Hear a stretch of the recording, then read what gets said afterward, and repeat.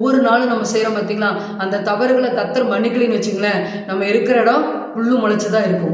ஆனால் ஆண்டவர் நம்மளை மன்னிக்கிறதுனால நம்ம மற்றவர்களை மன்னிக்கும் பொழுது நம்முடைய வாழ்வு ஆசீர்வாதமாக இருக்கும். அந்த இடத்துல நம்முடைய சாட்சி விளங்குங்க. இவங்க மன்னிச்சிட்டாங்க, நம்மோடு பேசிட்டாங்கன்னு சொல்லி அந்த உறவுகளும் பலப்படும். எனவே மன்னிக்கிற சுபாவத்தை வளர்க்கிறவர்களாக இருங்க. வேதத்தில் வாசிக்கிறோம், ஏசாயா 55 அதிகாரம் 7வது வசனத்தில், துன்மார்க்கன் தன் வழியையும் அக்கிரமக்காரன் தன் நினைவுகளையும் விட்டு திரும்புவான், அப்பொழுது அவன் மேல் கர்த்தர் மனதுருகுவார், மன்னிக்கிறதில் அவர் தயபெருத்திருக்கிறார் சொல்லி வேதத்துல வாசிக்கிறேங்க. அப்ப மன்னிக்கிறதில் தயபெருத்த இயேசு கிறிஸ்துவை நம்ம பின்பற்றும் பொழுது நம்முடைய வாழ்வு ஆசீர்வாதமா இருக்கு. இதைத்தான் ஒரு அறிஞர் சொல்றாரு, மன்னிக்கிறவன் அன்பா இருப்பான், அன்பா இருக்கிறவன் மன்னிப்பான் அப்படின்னு சொல்லி தன்னுடைய அனுபவத்துல சொல்லியிருக்கிறான். அதைத்தான் நம்ம இயேசு கிறிஸ்துவனுடைய வாழ்க்கையில நம்ம பார்க்கிறோம்.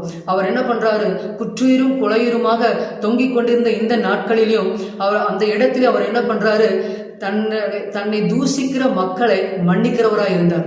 அதே போல நம்முடைய வாழ்க்கையிலும் மன்னிக்கிற குணமுள்ளவர்களாய் நாம் இருப்போம். கர்த்தர் நம்மை ஆசீர்வதிப்பார்கள். ஜெபம் செய்யலாம்.